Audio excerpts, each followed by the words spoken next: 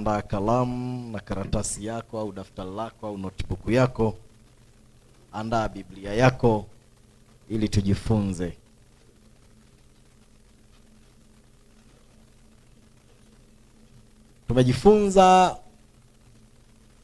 Tumekuwa tukijifunza kuhusu wanaume wa kiroho, majini mahaba.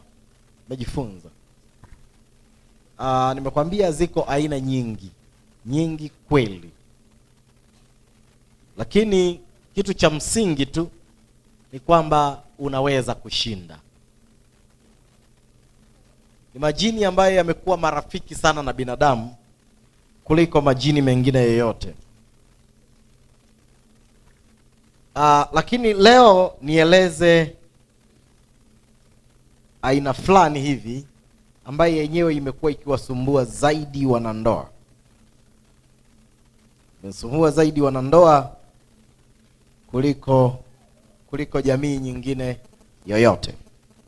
Sumbua zaidi wanandoa kuliko wajane, kuliko mabinti, kuliko namna nyingine yoyote.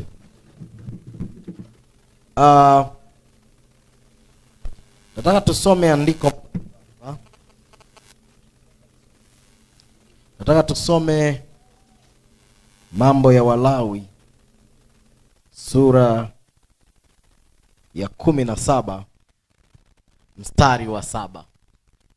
Mambo ya Walawi sura ya 17 mstari ule wa 7. Kitabu cha 3 cha Musa kiitwacho Mambo ya Walawi sura ya 17 mstari wa 7. Mambo ya Walawi ni kitabu cha 3 tu, Mwanzo, Kutoka, Mambo ya Walawi.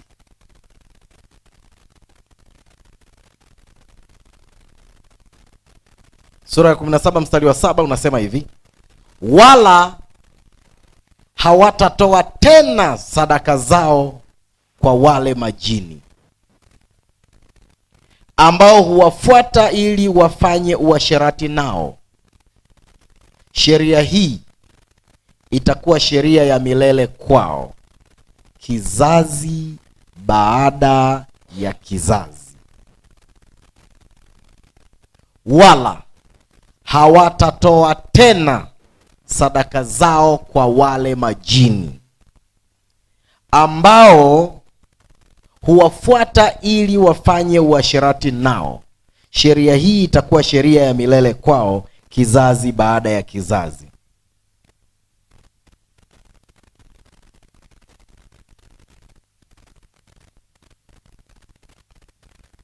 Andiko hili linaonyesha kabisa kuna watu walikuwa wanatoa sadaka kwa majini. Sadaka kabisa. Wanatoa sadaka kwa majini. Wanatoa makafara. Wanaagizwa mbuzi, wanaagizwa kuku, wanaagizwa kondoo, wanaagizwa ng'ombe, wanaagizwa mtu. Wanatoa kafara kwa majini. Mungu anasema wala hawatatoa tena. Yaani akiwa na maana kwamba hataki watoe. Kwa hiyo ukimwona anatoa sadaka kwa majini, anatoa kafara kwa majini, mtu yoyote ujue anakiuka agizo la Mungu. Mungu anasema sheria hii ni sheria ya milele, sio ya miaka 10, sio ya kipindi fulani, sio ya kipindi hiki ambacho mko jangwani. Wakati wanaambiwa hayo, walikuwa jangwani, wako safarini, wanaelekea nchi ya ahadi Kanaani. Sasa anasema hawatatoa tena, na sheria hii ni sheria ya milele kwao. Kwanza inawahusu wao na kizazi baada ya kizazi. Sio wao tu, na vizazi vyao vyote. Ni sheria ya milele, kizazi baada ya kizazi. Hii inamaanisha nini? Kwanza kuna watu walikuwa wanatoa sadaka za majini, lakini na hata leo watu wanatoa. Cha pili, walikuwa wanawafuata hao majini wafanye uasherati nao. Zingatia kwamba walikuwa wanafanya uasherati nao. Biblia haijaeleza kivipi, lakini inasema walikuwa wanafanya uasherati na majini. Yaani watu walifanya uasherati wao kwa wao, lakini ikafika mahali wakafikia mahali pa kufanya uasherati na majini. Majini. Ndio maana nilikwambia kuna watu wanadhamiria kabisa kufunga ndoa na majini. Mimi nimefanya kazi ya uganga wa kienyeji. Hello? Nilipokuwa nikifanya shughuli hiyo, nilikuwa napata kuna watu wanakuja, anakwambia, mtaalamu, nimekuja mimi nataka kuolewa na jini. Kabisa kwa akili timamu. Hajashawishiwa na mtu. Nataka kuolewa na jini. Kwa nini unataka kuolewa na jini, we binti mzuri namna hii? Kwani binadamu wameisha? Nakwambia hapana. Nimekuwa nikiumizwa moyo wangu sana. Moyo wangu umekuwa ukisononeka mara kwa mara. Nimekuwa nikitendwa mara kwa mara. Lakini naamini jini hata nisaliti, hata nitenda, hata enda kwa mwingine, atakuwa wa kwangu. Alafu anakuambia mwingine, anakuambia nimesikia kwamba majini huwa wana mapenzi mazuri sana.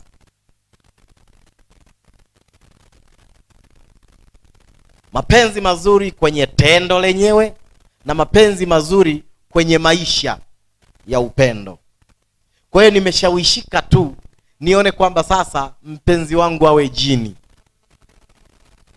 Mwingine anakuambia sababu ya msingi, ninataka jini kwa sababu nasikia ukiwa na mpenzi jini atakuwa anakuletea zawadi, atakuwa analeta fedha, atakuwa ananiletea riziki ya kila siku. Kwa kila mtu ana malengo yake. Lakini kuna mwingine yeye ni mtaalamu, anaweza mwenyewe kuliita. Anatengeneza vitu vya kutengeneza, alafu analiita jini, linakuwa mpenzi wake.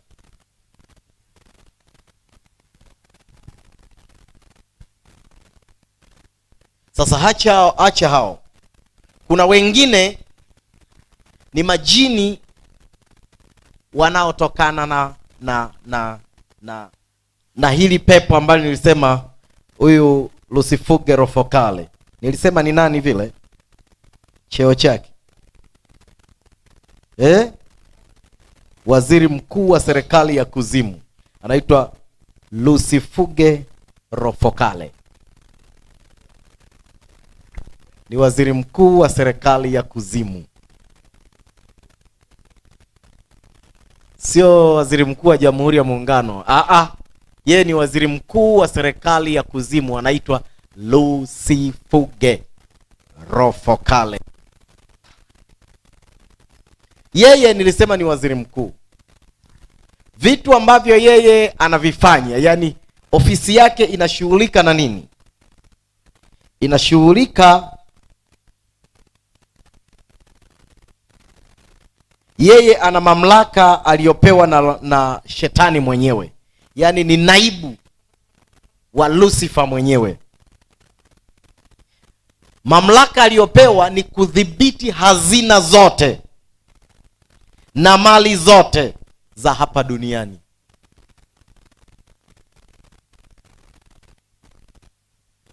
Yule aliyekutana na Yesu pale, anasema shetani mjaribu akamjia, akamwambia, akamwonyesha dunia yote na fahari yake kwa dakika moja. Akamwambia, hivi vyote nitakupa, maana viko chini ya mkono yangu, ukianguka kunisujudia. Yule aliyesema vile anaitwa Lucifuge Rofocale. Halo? Yule aliyekutana na Yesu pale wakati amefunga anaitwa Lucifuge Rofocale. Anaposema hazina yote ya dunia nitakupa wewe kwa sababu iko mikononi mwangu. Yeye ndiye aliyeshika utajiri wa dunia. Halo? Sasa lenyewe huwa lina majeshi linalofatana nayo. Lina mabodyguard. wale vijana wake wote wale, wakati mwingine huwa wanahitaji kuwa na binadamu kimahusiano. Sasa ukiwa naye, pepo lolote unalokuwa nalo kwenye ofisi ya waziri mkuu wa serikali ya kuzimu, lenyewe lina uwezo wa kukupa utajiri, lakini utajiri wenye kutesa sana.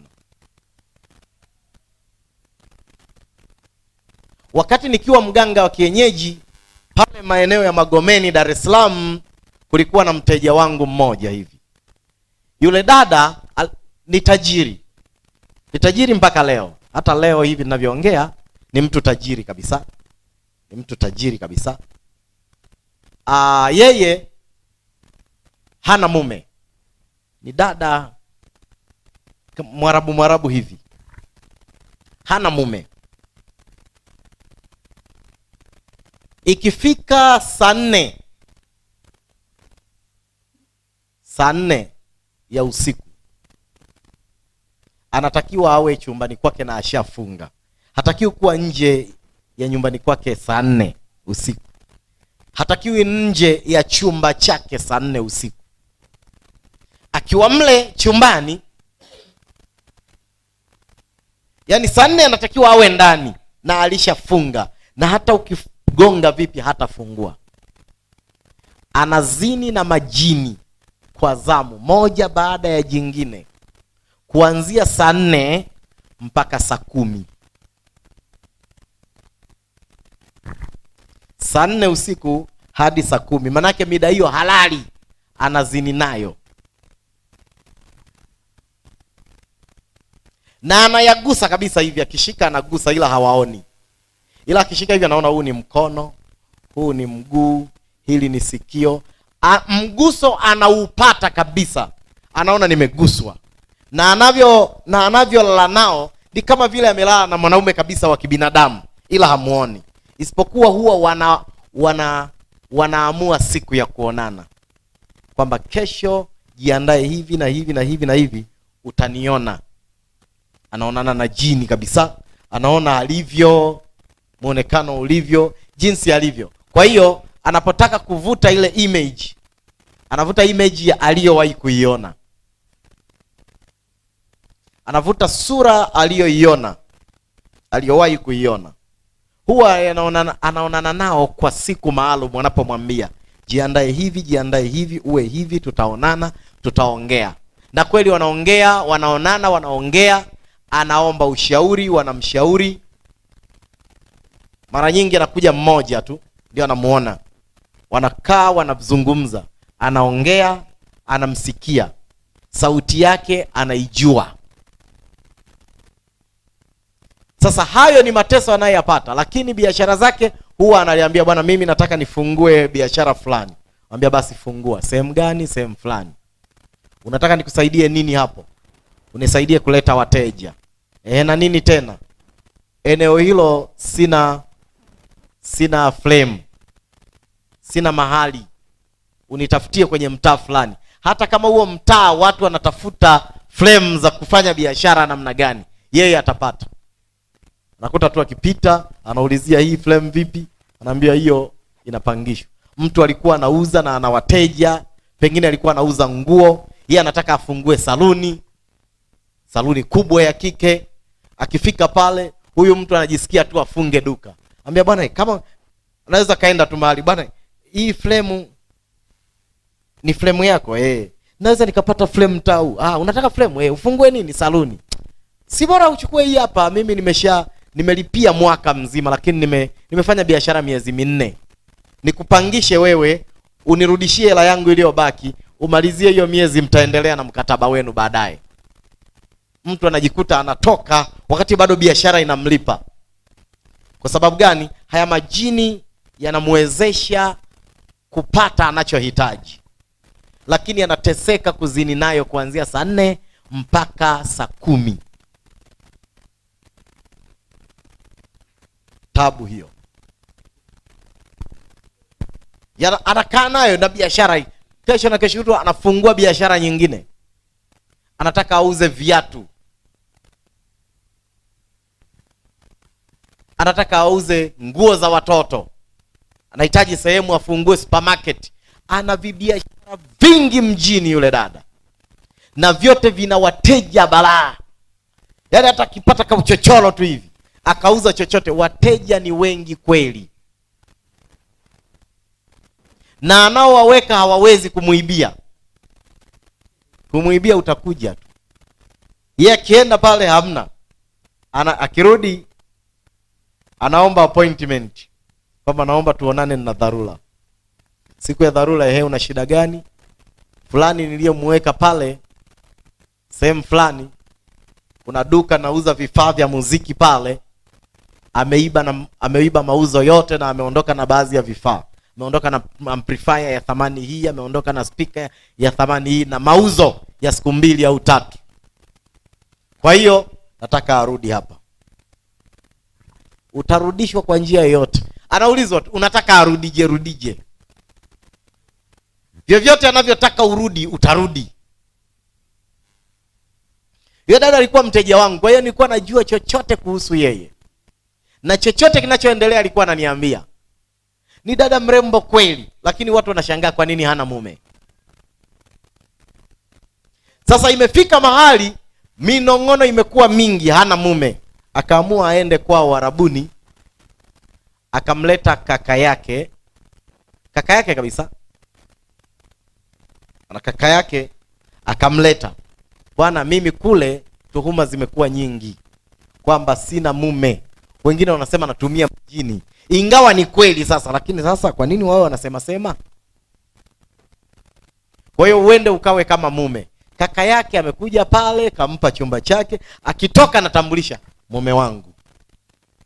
Hata ukimwalika kwenye sherehe yote anasema nimeongozana na mume wangu mpendwa, mume wangu kipenzi, niko naye. Lakini ni kaka yake kabisa, kwa sababu utajiri una masharti, hatakiwi kuolewa, lakini watu wanataka wamuone akiwa ameolewa. Utajiri wote huko, kwa nini hana mume? Kwa sasa akasema, jamani, watu wengi mlikuwa mumjui mume wangu, nilikuwa nimemwacha huko Arabuni. Halo. Kwa hiyo mume akawa anaonekana, lakini anayejua sio mume wake ni watu wanaoishi mle ndani. Kuna houseboy na kuna house girl. Ndio wanajua huyo mama mwenye nyumba analala chumba hiki, baba mwenye nyumba analala chumba hiki.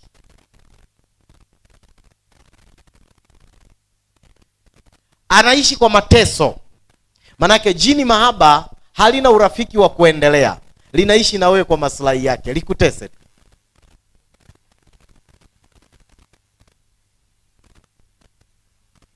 Wakati mwingine yanatibuka. Yakitibuka tu mle ndani hapawezi kukalika, mtapigwa wote nyumba nzima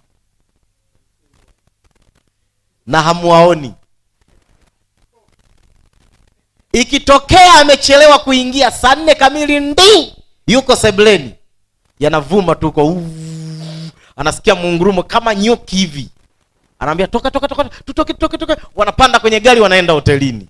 Mle ndani yanajaa majini sasa, yanatafuta, yani aruke ukuta hata paka mtamkuta amesagwa, amekuwa nyama ya kusaga.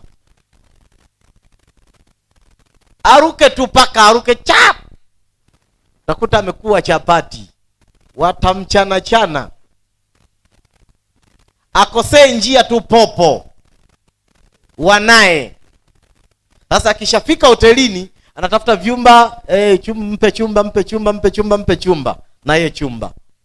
Alafu anapiga simu, halo shehe wangu, mambo yamekuwa mabaya. Nini? Anasema, yani nimejisahau, nikajikuta saa 4 niko sebleni, nikasikia tu kama nyuki wanaunguruma chumbani. Kwa hiyo mambo yamekuwa magumu, uje unisaidie. Mimi nikutoka nyumbani naelekea huko eneo la tukio. Tunakutana mahali, au ananiambia niko hoteli fulani, ananipa funguo sasa.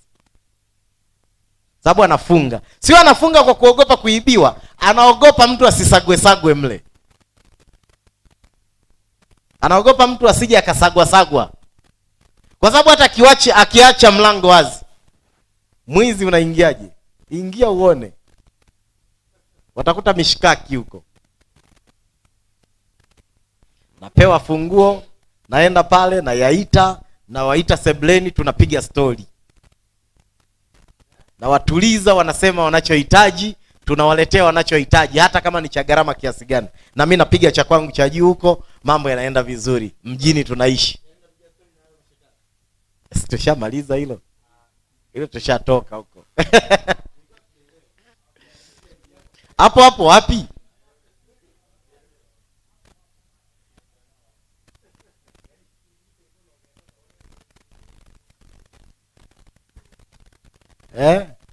Sijasikia. Iko hivi. Unapiga nao story. Kwani Yesu anapiga nao story? Yeye anapiga story nao. Kwani mwingine asipige nao story?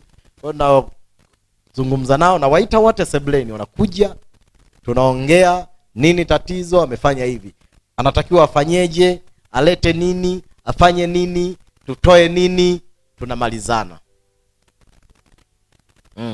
Kwa sababu ninachokifanya kabla sijakwenda, namuita bosi, najua hao ni madogo tu. Namuita bosi yule. Huyu bosi wao anaitwa nani huyu? Lucifugero Focale. Namuita na muamrisha kwamba ninakwenda, nataka niwe amri juu ya watoto wako. Dhibiti watoto wako hao. Mimi nakwenda kuzungumza nao. Kisha kubaliana, anawaambia jamani, yeye anayekuja huko ana kitu, ana mamlaka fulani. Kija pale tunapiga story, wanasema kilichowaudhi, kilichowakera, na hawataki kurudie tena, wanahitaji sadaka ya namna gani, inatafutwa, inakuja, inatolewa. Yeye haji. Kishamaliza na mkinda kumkabidhi funguo. Nikimpa funguo, maana yake nimemwambia kuko salama. Akirudi wanaendelea. Hawakumbushi tena kule nyuma. Ya nyuma hayakumbushwi tena. Sababu angekuwa wanakumbushiwa kule, mimi ningeonekana sina maana, kwa sababu unakuta umepiga cha juu kirefu. Piga cha juu kirefu, watu waishi mjini. Sasa hawakumbushani. Yale yanakuwa yamepita, ukikumbusha umeleta balaa. Namaliza, anasema asante bwana. Asante. Na sadaka yake anakuja analeta. Kwa hiyo maisha yakawa hivyo. Kwa hiyo ninapokuambia kuhusu jini mahaba, ninajua kwa sababu nimekutana nao. Kwa sababu nimefanya nayo kazi. Sababu nimezungumza nayo. Huyu Lucifugero Focale, kuna watu wana uwezo wa kuzungumza naye.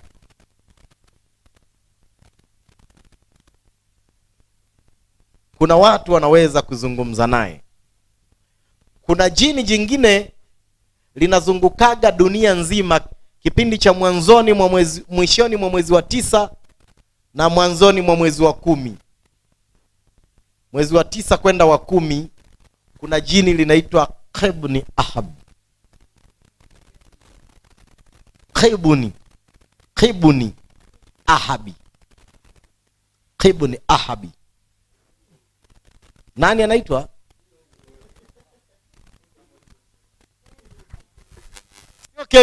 Kevin wa wapi bwana? Khebuni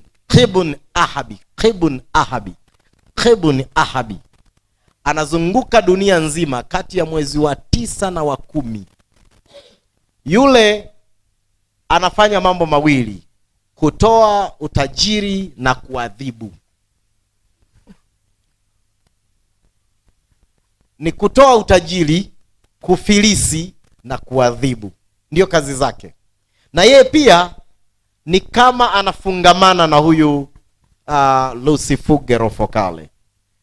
Katika jamii nyingine wanasema ndio huyo Lucifugero Focale huwa ana ratiba ya mwezi wa 9 wa 10 hapo. Kuna wanaosema ni huyo. Lakini kuna wanaosema hapana, Khebuni Ahabi yuko mahali ambapo yeye anatoka kipindi hicho tu na kuizunguka dunia nzima. Anapitia kila mahali. Anampitia kila mtu. Sasa kuna watu huwa wanatengeneza aina fulani ya mawasiliano, ili wanatengeneza channel ili atakapozuru wengine asiwapite.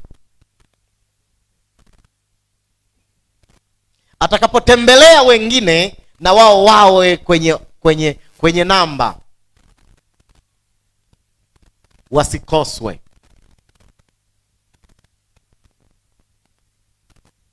Huyu Ibn Ahabi anapita, anaangalia aliyowapa utajiri mwaka jana, mwaka juzi, miaka 10 iliyopita, kama wanaenda sawa na masharti au la.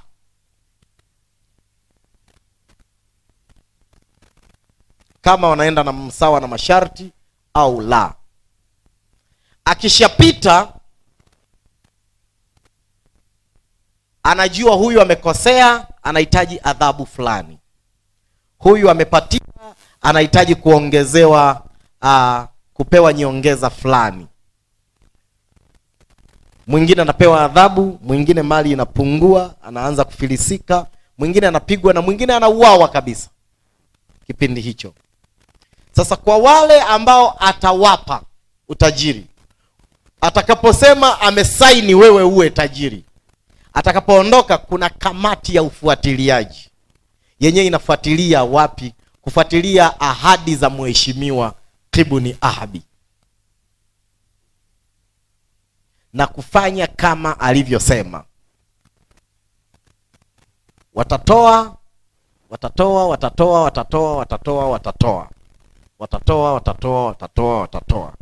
Ibn Ahabi yeye hanaga kikomo. Ibn Ahabi yeye hana kikomo. Huyu Lusifuge Rofokale yeye huwa utajiri wake ni una namba fulani, kiwango fulani ambacho chenyewe unaweza ukapewa kila siku, na mkataba wa Ibn Ahabi ni wa mara moja. Akikwambia toa hiki utakuwa tajiri, ukitoa basi. Huyu Lusifuge Rofokale kila siku anahitaji kitu kutoka kwako, kila siku. Usipotoa hakupi, ukitoa anakupa.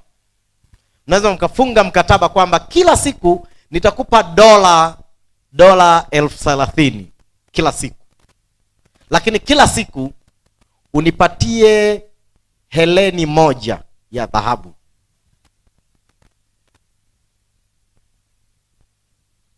Au nitakupa dola 20,000 kila siku, na wewe kila siku unipe mbuzi, utoe mbuzi. Kwa hiyo mbuzi huyo utatengeneza ratiba ya kutolewa kila siku, au kila wiki utanipa kiasi hiki, na kila wiki nitakupa kiasi hiki cha fedha. Na kunakuwa na mkataba, fedha hiyo akupe ilivyo kama ilivyo, au akupe kupitia mradi. Yaani unaanzisha mradi, faida ambayo ungeipata labda ya milioni 1, anakupa milioni 20, milioni 40. Faida inapatikana milioni 40, lakini biashara ni ya faida milioni 1. Unapata mle, yani inaongezeka katika biashara yako.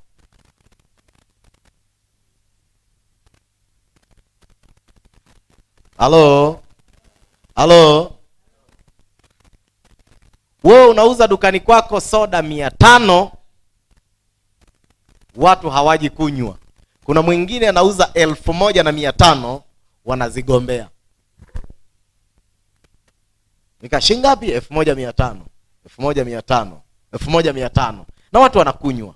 Kwa hiyo anaamua kukupa kwa namna ile. Mtu anauza hata roli zima kwa masaa kadhaa na kwa imeisha. Huo ni mfano tu. Halo?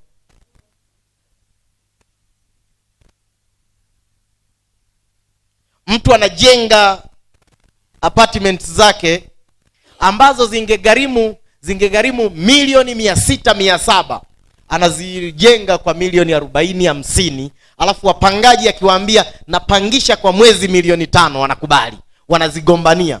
Wewe unapangisha chumba shilingi 12,000, hawaji. Anapatia humo, au anapata cash, au anapata kupitia akaunti yake ya benki. Unashangaa tu ametumiwa fedha na rafiki yake kutoka Uingereza asiyejulikana, ametumiwa kutoka Marekani, ametumiwa kutoka Australia, yani inatumwa tu kutoka sehemu mbalimbali. Wakati mwingine sasa ikifika mahali umekosea masharti yao, akiacha kufanya hivyo, unashangaa serikali inaanza kushtuka. Anaingiziwa milioni 40, 50, mara milioni 100, mara milioni 3, mara kutoka sehemu mbalimbali. Ni nani? Ni za nini? Za kufanyia nini? Hawa wanaomuingizia hela ni za nini? Unaburuzwa mahakamani. Lakini umefanya hivyo kutumiwa kwa miaka mingi. Hakuna polisi, hakuna mahakama, hakuna DPP anayeshughulika na wewe kabisa. Ila ukikorofishana nao, ndio siku sasa watafuatilia. Utawekwa ndani, watakuminya mpaka utoe senti ya mwisho, utoe yale maelezo ya kueleweka. Sasa wewe maelezo hayaeleweki, unaenda unaambia jamani, mimi hizi pesa siibi, ninaletewa na majini. Sasa imetumwa na mtu hii, na jina lake huyu fulani huyu. Hii imetoka Marekani, hii imetoka Uingereza, hii imetoka Switzerland. Tena kabisa inaonekana akaunti iliyotuma na akaunti iliyopokea. Na huyu katuma, una urafiki nao gani? Tunataka huo mtandao huo. Wanaanza kusema au unauza madawa ya kulevya, au wewe ni unauza silaha, au unamiliki kampuni ya ujambazi, au unafanya biashara gani, au ni mwizi wa mtandao, au ni nini.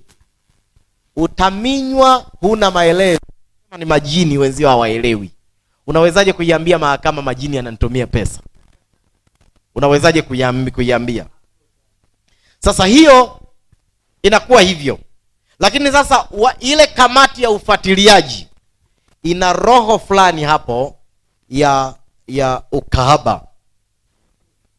Inapofuatilia huwa inageuka kuwa jini mahaba. Unaweza kuwa nalo, iwe jini mahaba lililotoka kwenye kikosi cha Ibn Ahbi, au jini mahaba lililotoka kwa kikosi cha Lucifugerofokale. Lakini wengine sasa, mwingine wala hajaenda kuomba utajiri, hana urafiki nao kabisa, hajawahi kujihusisha na jini mahaba. Mwingine ni huyu Lucifugerofokale, huwa anaweka mkataba ambao unakuwa na vipengele 30. Vipengele 30 hivi, 35, 28, yani 28 mpaka 35 hivi vipengele vya huo mkataba. Halo? Watu wamechoka. Naanza kufikiria sasa hapo. Vipengele hivyo vinamfanya yeye awe anakupa fedha kila siku. Mkataba wenyewe una hivyo vipengele. Huyu mtu anakwenda mahali njia panda, akiwa na fimbo ya mvinje. Tunafahamu mvinje, mti wa mvinje. Anakwenda njia panda usiku wa manane, alafu anachora duara hivi, lile duara linakuja linakutana, anasimama katikati pale. Kuna maji fulani anayaoga ya dawa, kuna maneno anayasema. Sisemi hayo maji mnachanganya na nini, lakini kuna maji ya dawa yanaogwa pale, na fimbo ile anayo ya mvinje mkononi. Alafu anamuita kwa jina lake kabisa, Lucifugerofokale. Anamuita kabisa kwa jina lake, anamuita. Au kuna maneno fulani anayasema, siyasemi hayo kwa sababu hatuaminiani sana. Kuna tu maneno fulani kama tu ovyo ovyo hivi, lakini hayo maneno ukiunganisha hizo herufi unapata maana fulani. Kwa hiyo akiyatamka hayo, Lucifugerofokale mwenyewe anakuja mpaka pale, anakuwa nje ya ile duara. Unamwambia, niko ndani ya duara hii, nataka ukubaliane na haya nitakayoyasema, usikiuke hata moja, la sivyo nitakuchoma macho yako na hii fimbo. Nampiga mkwala, anakwambia ninataka uwe unanipa hela $20,000 kila siku. Sawa na milioni ngapi hizo? Kama 46 hivi. Kama 46 hivi, 47 milioni kwa siku. Nataka unipe hizo kwa siku na zisiwe bandia. Nasema mkataba namba 1 unipe kila siku. Mkataba namba 2 usiwe bandia. Mkataba namba 3, fedha hizo niruhusiwe kufanya chochote nitakacho na kumpa yeyote nimtakaye. Sababu unaweza ukapata, lakini uruhusiwi kumpa mama, uruhusiwi kuhonga, uruhusiwi kuinunulia pombe labda. Sasa mtu anataka asifungwe. Kwa hiyo yamo ndani ya mkataba. Kwa hiyo anacheza maneno hayo ya mkataba, yanakuwa kati ya 28 mpaka 35, inategemea na msimu wa kumwita na aina ya maneno uliyotumia kumwita. Kwa hiyo mkataba unakuwa na kama sifa 30. Kwa hiyo ndani ya zile 30 anatakiwa awe ametaja kila kitu ambacho hakitambana. Sasa katika fedha hizo sitaki igundulike popote kuwa ninapewa na wewe. Mkataba namba 4 huo. Namba 5 au namba 7 au namba 10, nataka katika mkataba wangu na mimi na wewe usiingilie matumizi yangu. Yaani maana yake nitakapokuwa kwenye matumizi mahali fulani, usitokee ukavuruga ukazuia matumizi, yabaki kama yalivyo. Katika mkataba wangu huo, hiyo fedha isiwe na kikomo. Usiseme kwamba na miaka 20, miaka mingapi. Lenyewe nakusikiliza. Na katika mkataba huo mimi nitafanya hiki na hiki na hiki. Unajieleza tu. Lenyewe nakusikiliza. Nakusikiliza tu. Ukishamaliza hivi vipengele vyako 30. Mkataba wa 30. Iwe hivi na hivi na hivi na hivi, umeshamaliza. Ukishamaliza anamwambia kwa mkataba huo huwezi kupata $20,000. Mkataba wako ni mnyonge sana, utapata $5,000. Kwa hiyo huyu mtu kadri anavyojibana zaidi ndivyo anavyoweza kupata nyingi. Sasa katika mkataba huo sintamnunulia nguo mama yangu wala baba yangu wala ndugu yangu yoyote, asinifuatefuate. Yaani mimi na utajiri wangu huko na mke wangu na watoto. Ndugu zangu sijali wala wazazi. Anaangalia kwa kipengele yako ni kagumu kidogo, kwa pesa zinaongezeka. Kwa hiyo vile vipengele vyake 30 anatakiwa mahali pengine yajibane, mahali pengine yaachie ili mkataba ukae vizuri. Kwa hiyo akamwambia kwa mkataba huo 20 unapata. Kwa mkataba huo hata ungeomba 30 ungepata. Mwingine katika mkataba wangu mimi sitaki kuwa na mke. Nataka mwili wangu paralyze, nisitamani mwanamke yoyote. Mimi nitakuwa na kunywa pombe na lewa, nafanya kila kitu lakini sintalala na mwanamke, sintazini maisha yangu yote. Anaangalia tu kama mkataba. Kwa hiyo kuna thamani ya mkataba. Thamani ya mkataba. Anautathmini ule mkataba. Kisha utathmini, anasema mkataba wako una thamani ya $15,000. Mkataba wako una thamani ya $30,000. Mkataba wako una thamani ya $2,000. Mkataba wako una thamani ya $500. Yaani umejipendelea zaidi bila mimi kukubana. Kwa hiyo $500.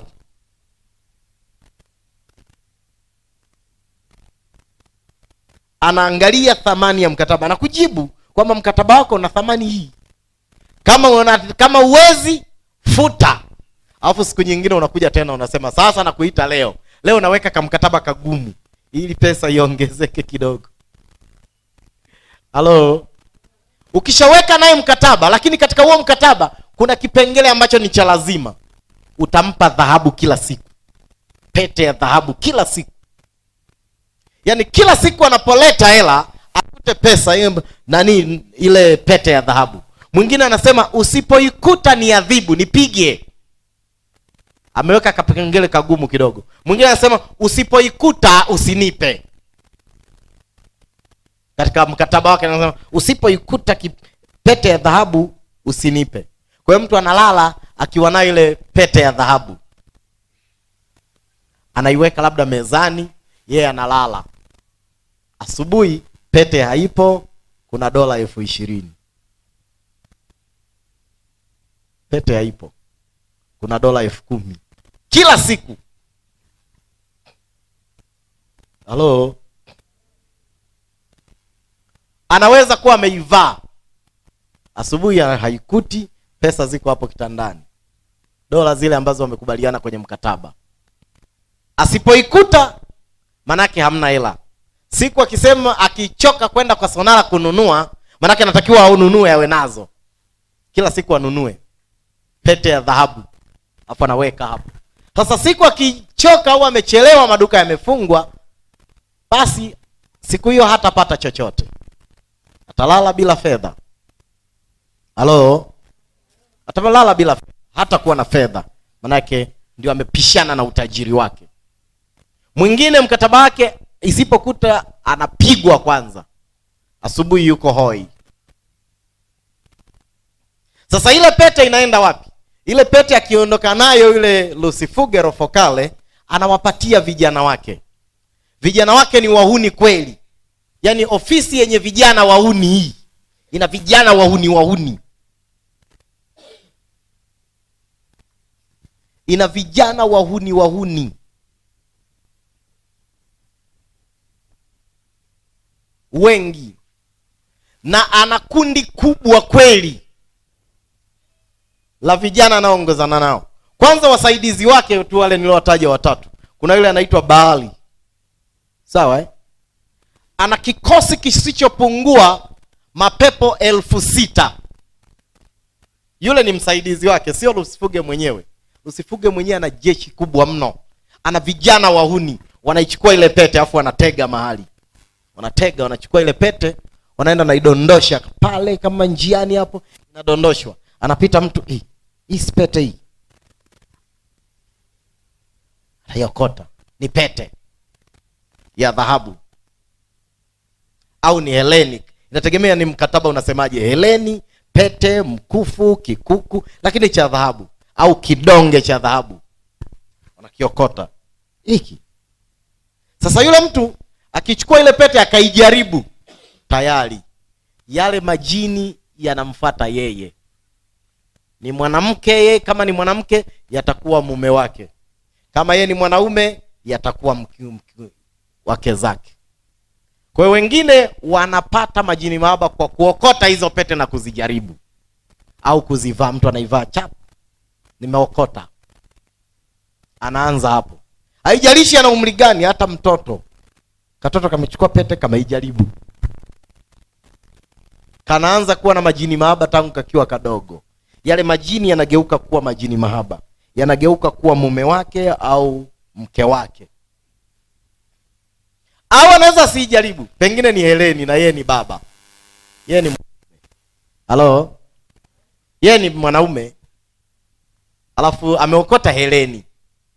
Pengine hana mke au mke anaye, lakini akienda nyumbani ataulizwa, heleni umetoa wapi? Kwa hiyo ili kuondoa huo mzizi wa fitna, anaipeleka kwa sonara kuuza. Hebu niangalie hii ni nini? Sonara anaipima, anasema hii ni dhahabu. Hii ni dhahabu. Dhahabu Anapima gram, anapewa fedha yake, anaondoka. Sonara anaweza kuiyeyusha anaweza kuiyeyusha ile heleni akatengeneza pengine pete. Sababu iko moja, utamuuziaje mtu heleni moja? Anajeyusha inakuwa pete. Pete anaiweka pale, pete nzuri. Na wewe unataka kufunga ndoa, unaenda unaichagua. Shaichagua, unakwenda kanisani, vigelegele. Hebu nyoosha mkono sasa, mvishe pete kwa taratibu ile anasema ndio huyu. Mwenyewe tuliyomhitaji ndio huyu. Linaanza kukusumbua. Kuna wengine pete zao za ndoa ndio majini mahaba yanapokaa. Wale wahuni wako na wewe tu umo. Halo. Kuna mtu ananielewa? Pete za ndoa mtu anapata Kimuuliza, hivi pete uliiokota? Anambia, nilinunua kwa Sonala. Sikuiokota. Nilinunua kwa Sonala. Kwa Sonala kabisa. Kwa Sonala kabisa. Basi tumuombe Mungu. Unapambana huko, kumbe jini liko hapa kwenye pete. Unalia, unapambana, piga, kemea, mtu anabingilika. Akiamka bado jini liko pale pale. Wanasema, pete yetu hii. Hii ni pete yetu hii. Alitoa mtu, kwa sababu kuna mtu anapewa hela kila siku huko. Kuna mtu analipwa dola 5,000 kila siku. Kuna mtu analipwa dola 30,000 kila siku. Lakini kila siku anatoa pete. Manake anapata zaidi ya milioni 60 kwa siku. Anatoa pete yenye thamani ya 300,000, 400,000, 500,000. Anaitoa. Anaenda kwa Sonala ananunua. Kuna watu kwa Sonala ni wateja wa pete kila siku. Ni wateja wa heleni kila siku. Sasa ili asigundulike, ananunua pale, ananunua kule, ananunulia Mwanza, ananunulia Dar, sehemu mbalimbali. Mwingine anazinunua nyingi, anakaa nazo. Mwingine anafungua kabisa duka la Sonara. Anafungua kabisa. Ananunua dhahabu huko, anayeyusha, anazitengeneza, nyingine anaenda nazo nyumbani kwa ajili ya kutoa. Halo.